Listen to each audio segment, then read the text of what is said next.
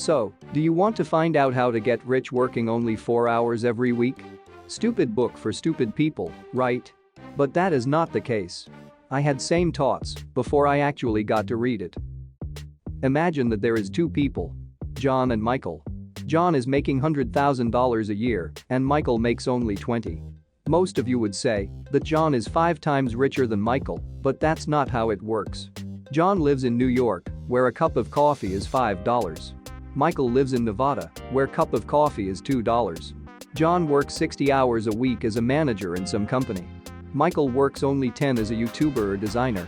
Who is richer now? John or Michael? If we look at how much money does each of them make, the winner is John. But if look at the time they are working, monthly expenses and quality of life, Michael wins. This book is teaching us to think for ourselves. Most of people spend first 20 years of their life exploring the world and studying.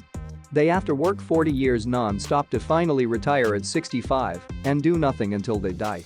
The goal is to work as least as possible and to make as much money in that time.